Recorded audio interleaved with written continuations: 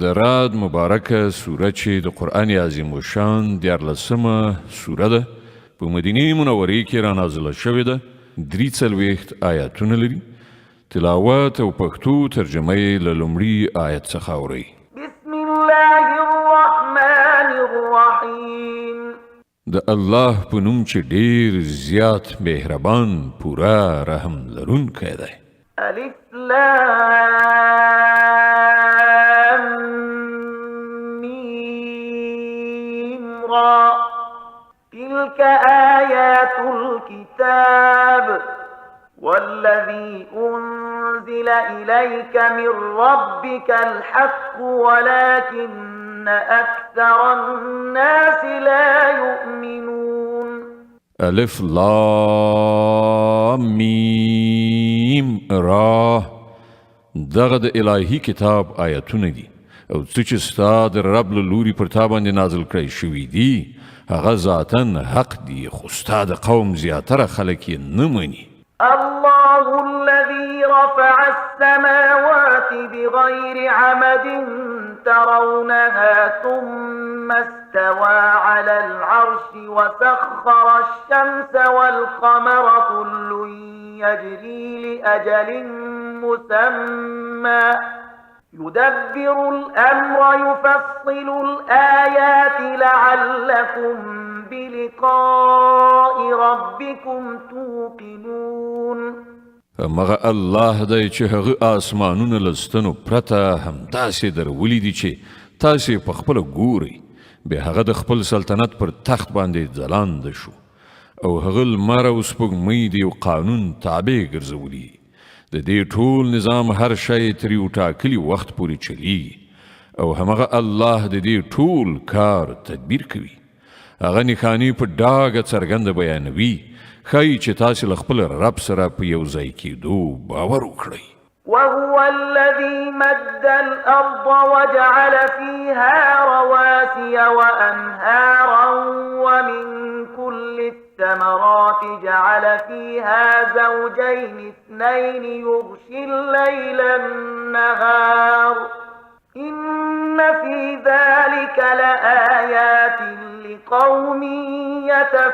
يتفكرون. او همغه دی چې دا ځمکه یې غوړولې ده. په دې کې د غرونو میخونه ټک وهلي دي او سیندونه یې بهولي دي. همغه د هر راز میوو جوړې پیدا کړي دي او همغه په ورځې باندې شپه خوروي. په دې ټولو شیانو کې د هغو خلکو لپاره سترې نښانې دي چې له غور او فکر کولو څخه کار اخلي.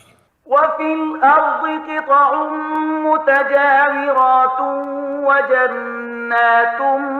من أعناب وزرع ونخيل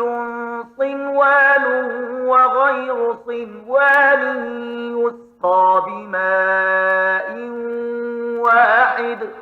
يسقى بماء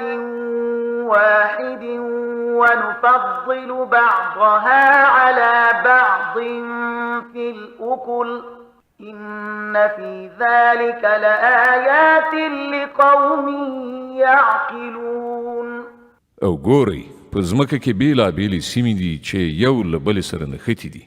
د انګورو باغونه دي، کښتونه دي، د خرما ونې دي چې له هغو نه ځینې یوستوي یعنې له یوې تنې نه دي او ځینې غبرګي. ټولې په یو اوبو خړوبېږي خو موږ د ځینو خوند ډېر ښه کوو او د ځینو لږ. په دغو ټولو شیانو کې د هغو خلکو لپاره ډېرې نښانې دي چې له پوهې نه کار اخلي. وإن تعجب فعجب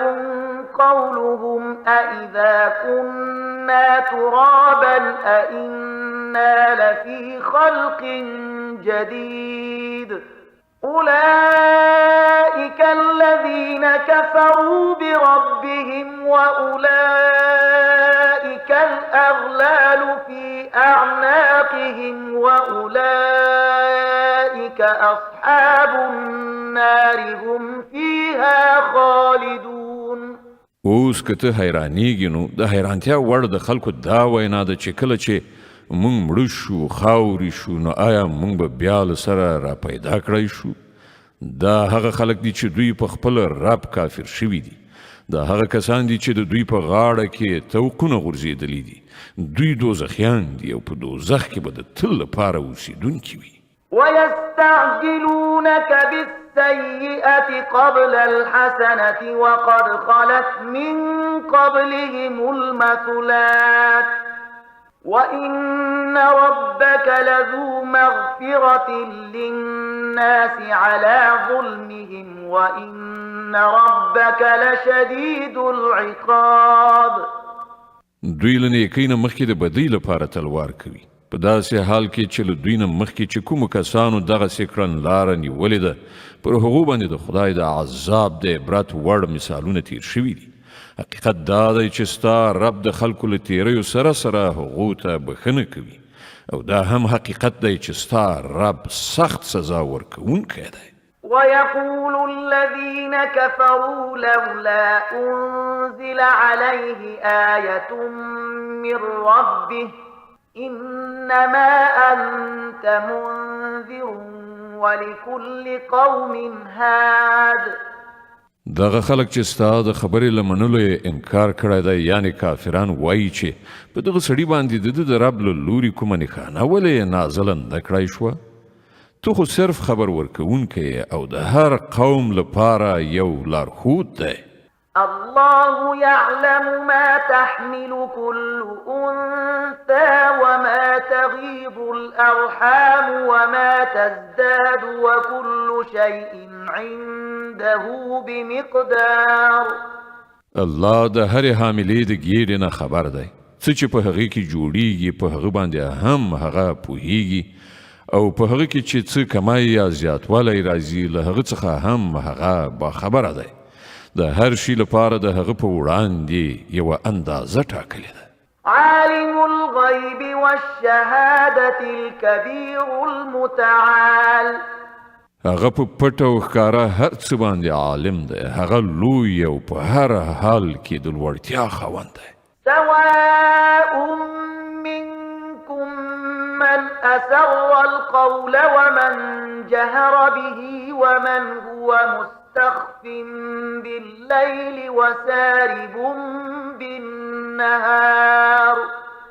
لتاسې نه کوم څوک په زوره وغږیږي یا ورو او څوک د شپې په ترږمۍ کې پټ شوی وي یا د ورځې په رڼا کې روان وي د هغه لپاره ټول یو شانته دي له معقبات من بين يديه ومن خلفه يحفظونه من أمر الله إن الله لا يغير ما بقوم حتى يغيروا ما بأنفسهم وإذا أراد الله بقوم سوءا فلا مرد له وما لهم من دونه من وال د هر چا وړاندې وروسته ټاکل شوي څارونکي دي چې د الله په حکم سره د هغه څارنه ساتنه کوي حقیقت دا دی چې الله د هیڅ قوم حالت نه بدلوي تر څو پورې چې هغوی خپل اوصاف نه وي بدل کړي او کله چې الله کوم قوم ته د سزا ورکولو فیصله وکړي نو د هغې مخنیوی د هیڅ چا په وسیله نشي کېدی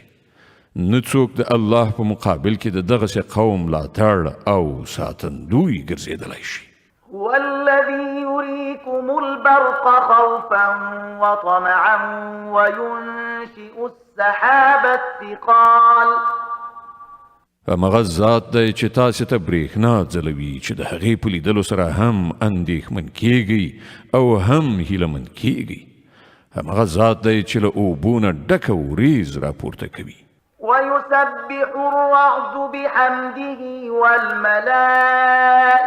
من خيفته ويرسل الصواعق فيصيب بها من يشاء وهم يجادلون في الله وهو شديد المحال د ورېځې کړه سهار د هغه له ثنا سره د هغه پاکي بیانوي او پرښتې د هغه له هیبت نه په لړزېدو د هغه تسبیح وایي هغه کړسیدونکې برېښناوي لیږي او په چا باندې چې خوښه شي هغه په همغه حالت کې راغورځوي چې کله خلک د خدای په باب په شخړه اخته کیږي په واقع کې د هغه تدبیر ډیر قوي دی له دعوة الحق والذين يدعون من دونه لا يستجيبون لهم بشيء إلا كباسط كفيه إلى الماء ليبلغ فاه وما هو ببالغه وما دعاء الكافرين إلا في ضلال. مغه ته بلنه ورکول حق دي. پاتې شوې هغه نورې هستۍ چې دوی ورته له هغه پرته بلنه ورکوي، هغوی د دوی د دعاګانو هیڅ ځواب نشي ورکولی. هغو ته بلنه ورکول خو داسې دي لکه څوک چې اوبو ته لاس اوږد کړي او ورنه وغواړي چې راشي زما خولې ته، په داسې حال کې چې اوبه هغه ته رسیدونکي نه دي. کټ مټ همدغه شان د کافرانو دعاګانې هم هیڅ شی نه دي مګر یو بې هدفه فیر دی. صدق الله العظيم.